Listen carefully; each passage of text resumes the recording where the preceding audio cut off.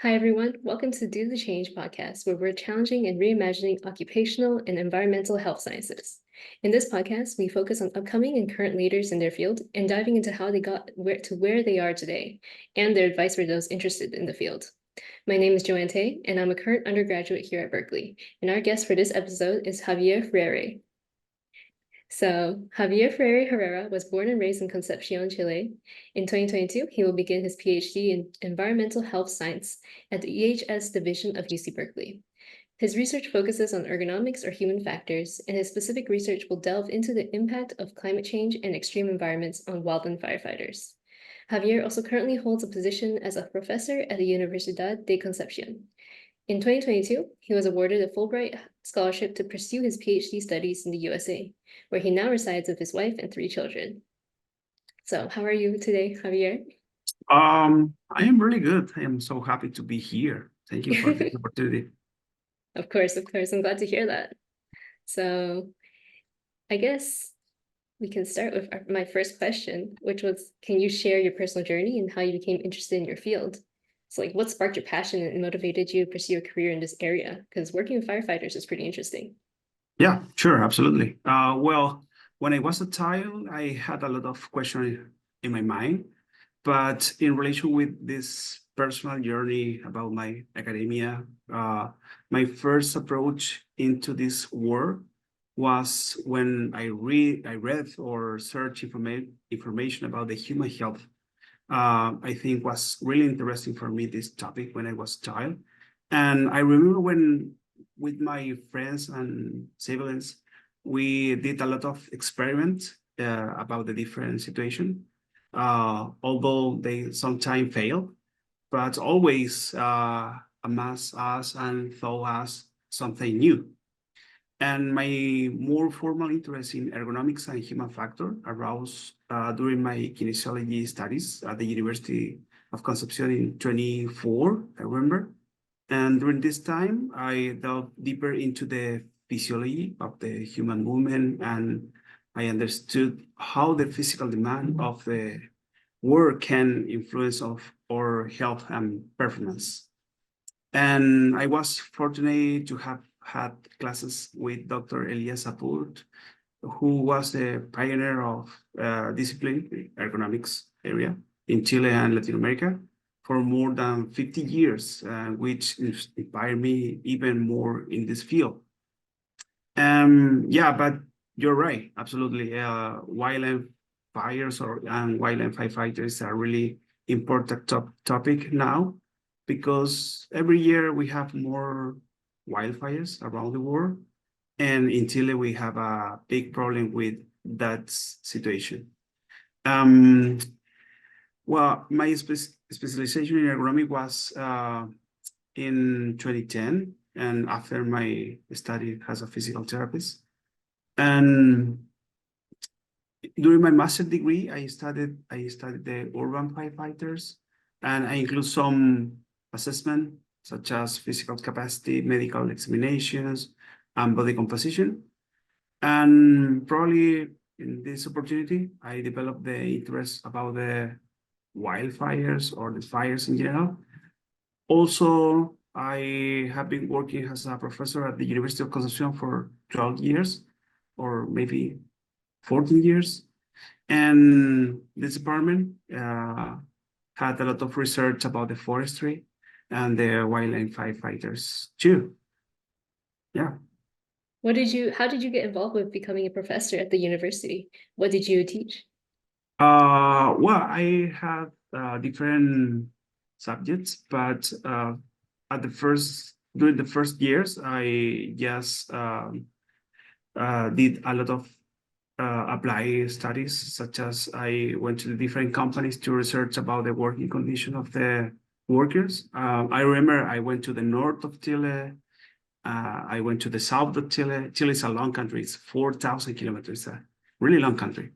And I went to the different places for evaluation, different working situation in Chile. I got a lot of experience about that. It's amazing. That's really interesting. So you Yeah, started off as like a physical therapist, you said? yeah, Yeah. I'm So physical. That's really interesting. So you went from biological sciences into ergonomics and firefighting. Yeah, well, actually, ergonomics is a mix between different areas. One of them is biological, engineering, psychological. Yeah. Mhm. Can you explain that for us, just for like the layman listening? Yeah, because human factor or ergonomics, we try to see the human being as a holistic point of view, and we need to maybe mix different knowledge about the biological, engineering, and psychological aspect, or try to understand better what is the work situation for the human being. And the last goal is we try to avoid different disease during the work spaces. I see, I see. So that's where the occupational health comes into play. That's really interesting. Can you tell us Yes. more about like how you got specifically into firefighting? Because that's a pretty interesting intersection. Yeah. One of my stats has a professor in Chile was evaluate the different aerobic condition and body composition, but maybe physical condition in general about the wildland firefighters. And every year we evaluate like 1,000 workers each season because we start the season in between August to September in Chile for prepare the summer season for the wildfires. And each season we have a lot of workers who try to apply for being wildland firefighters.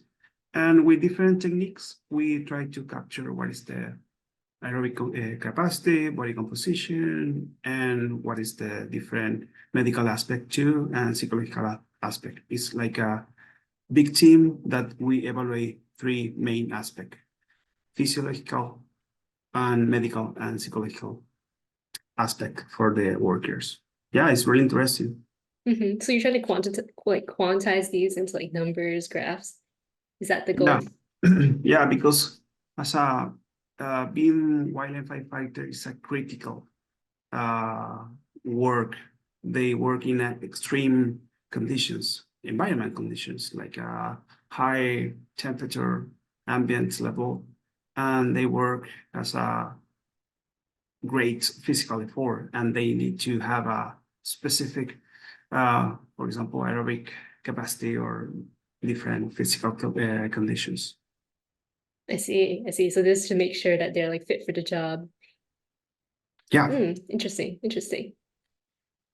and So, yeah, mhm, and even we have I participate in other study about the other workers, but I think my interest is in extreme maybe environment conditions. I see. What made you like decide that, like commit to that as your interest? Um, I am not really sure when I decided this decision, but the last at least the last 5 years of my professional career, I am looking for different extreme condition for workers, and we try to improve this kind of working condition. I see. That's pretty cool. Yeah. Mm, so you said that you're not sure if there's any pivotal like decision making point that made you decide. Do you have, Um, oh, go ahead. yeah, I don't remember any specific point, but in my academic and professional career has been marked by crucial moments that have shaped who I am today. For example, it all began in a public school with limited resources. When I learned from an early age the value of effort. Then I studied at the Salesiano School in Chile. It's a Catholic school in Concepcion.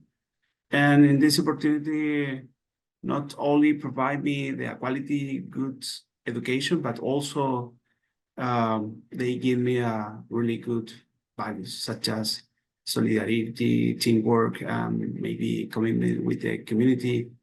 And this value became the foundation of my career and have a guide my action to this day. After that, I studied at the University of Concepcion. And I remember I got a scholarship for study at the University of Concepcion because I came from a big family. I have 4 siblings, and when I studied at the University of Concepcion, we have a big issue about the socioeconomical challenges, and I got a scholarship for studying my physical therapy career. It was amazing, and then I got a job at the same university. Wow, so it sounds like a combination of like fortunate circumstances, good educational environment, all kind of helped you to get to where you are now. Yeah, sure, absolutely. That's awesome. That's so cool. I love giving you a scholarship. That's awesome. So, are there any achievements that you have gotten along your path, along your career path until now that you think really helped point you into the direction that you're going today? Sure. During the 2020, I got this Fulbright scholarship for study my PhD in USA. This was a really great moment too. But this scholarship was special grant for people who don't speak English, and they have Oh, special classes for learn English and then maybe practice and prepare for apply to the different universities in USA. I think was a great scholarship for special people who don't have a background in English. awesome. So what Yeah, I sorry. remember when I study, for example, my uh my school, I don't have a lot of English classes, maybe 1 hour per week. But finally, with this scholarship, I can learn the base of English. But when we arrived to USA, I felt a little uncomfortable with the language too, because the people speak so fast and they use a lot of slang. And probably the same feeling when the other people visit Chile, because we speak a little fast Spanish too. Yeah, that's definitely how I felt when I visited Colombia. Yeah, probably. It's definitely speaking fast. Yeah. When you came to America, were you the one who decided you want to come to California? Yeah, well, when I applied to the different PhD program in USA, I applied maybe 6 or 7 program in USA because the scholarship require apply for several university. I got a acceptance letter in Virginia Tech University and in UC Berkeley too. But I met my academic advisor, Dr. Chris Harris, in 2018 in Florence, in Italy. This was a really great moment too, because in this international meeting, I can met my current academic advisor, Dr. Harris, and it was an amazing opportunity to talk with Dr. Harris about ergonomics. And I remember I heard her presentation about the ergonomics. It was a great moment too. Wow, awesome. Is your Yeah. academic advisor linked to Fulbright, or is it just like here at Berkeley? No, but she explained me what is the main activities in the ergonomics lab at this Berkeley, and she gave me courage to pursue my goals. But I remember in this opportunity, I didn't speak maybe nothing in English. I tried to mix between Spanish and English, and she speaks Spanish very well too. That's perfect then. Wow. Such an amazing person to have helped you. Yeah. So, now that we've gotten to Berkeley, how did you get involved in, you said the UC Berkeley Ergonomics Lab, and now you're going to start your PhD soon. In 2022, you started your PhD, right? Yeah, I started my PhD in August 2022. But before that, I had different meeting with Dr. Harris, and she invited me to participate in an online program.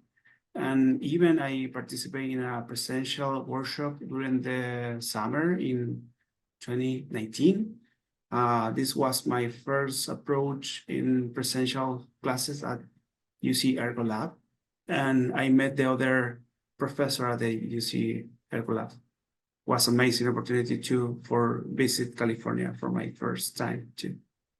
Can you tell us more about the UC Ergo Lab? Because like me at my job, I'm often hearing about the UC Ergo Lab, but I don't really know what it quite is.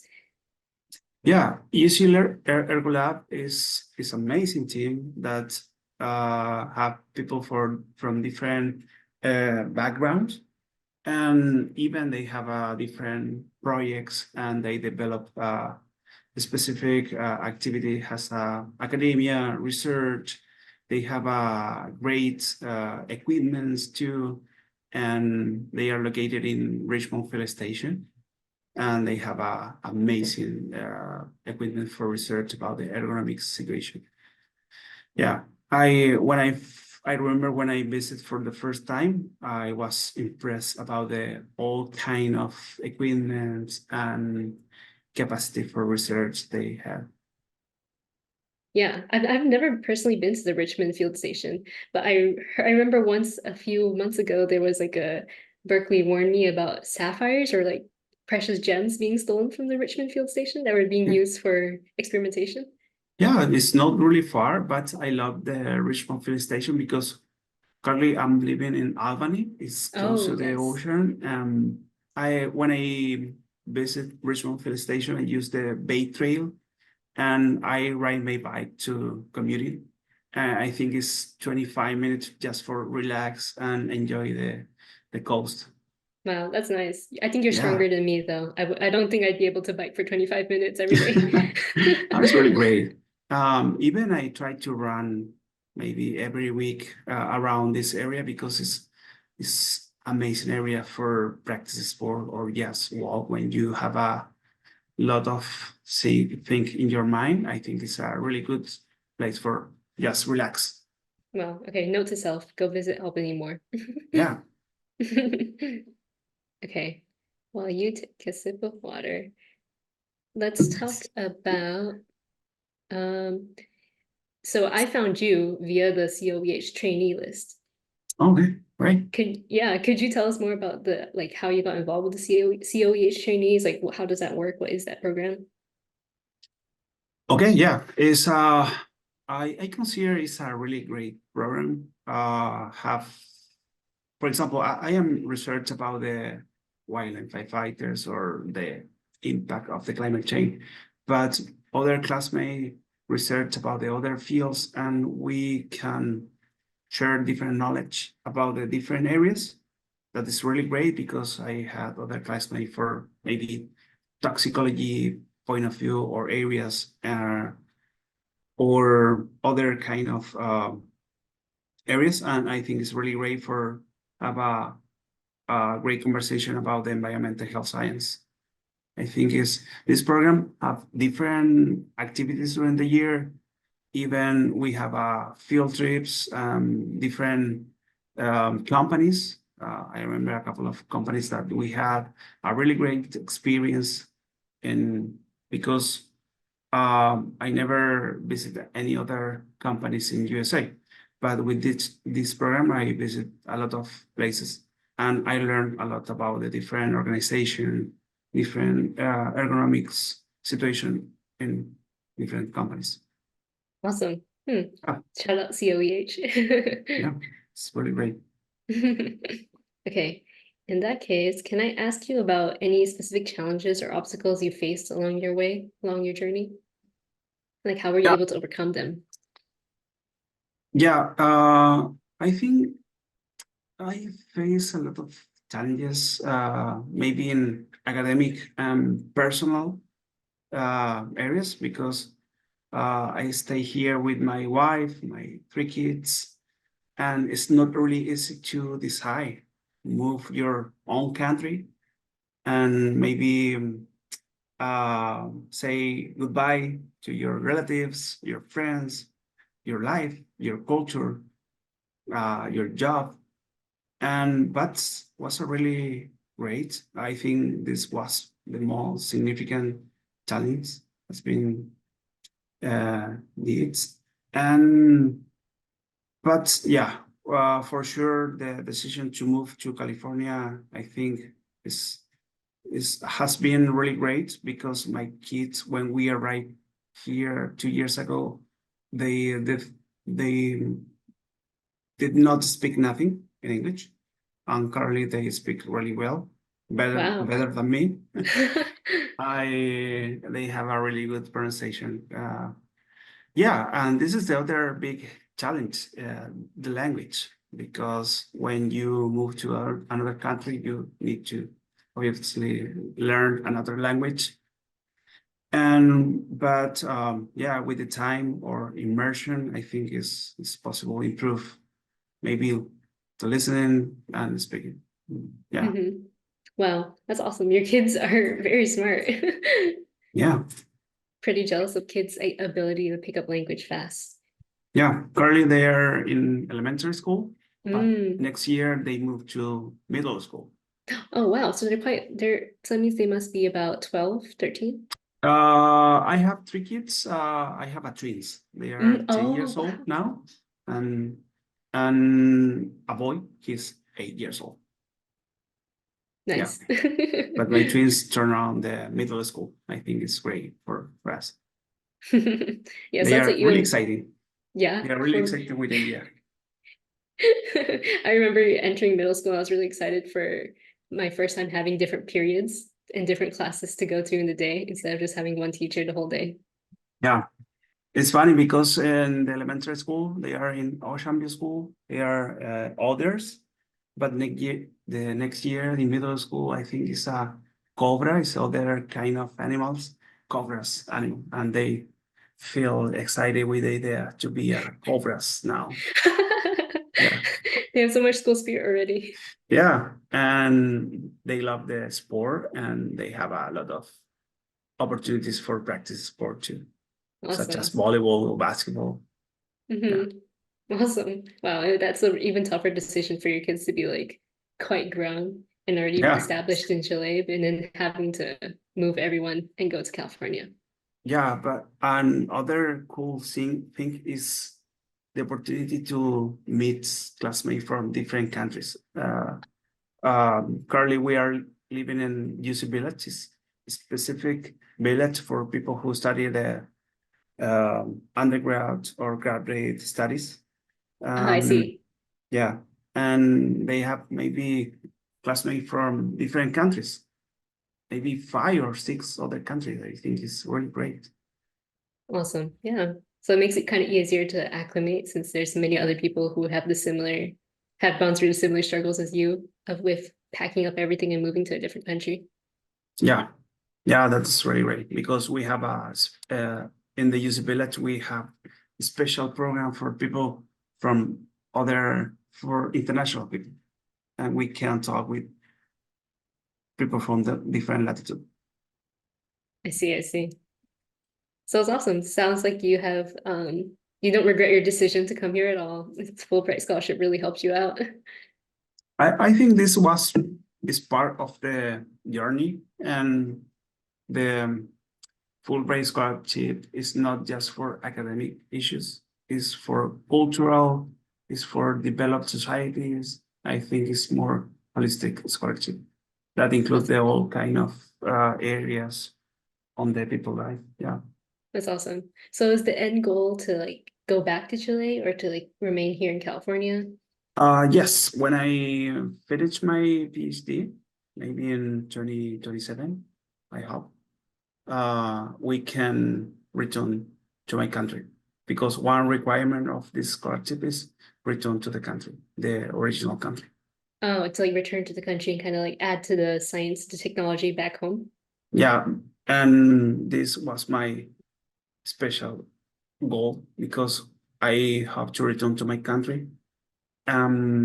Yeah, and try to improve the working condition in Chile and Latin America too.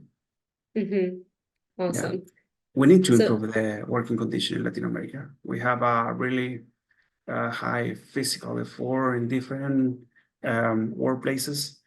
Yeah, we need to more research about what is the consequence when you have a really high physical effort or you have a really bad working condition. You need to improve. We need to improve the working condition. So that's where you come in, right? So like Yeah. with ergonomics, quantizing the ergonomic strains and stuff. Sure, that's right. I see. Hey guys, this is Joanne Teh, your host for this episode, and we have reached the end of part 1 of this conversation with our wonderful guest. Don't click out yet because part 2 of this conversation has already been posted, so check out our page to finish the conversation.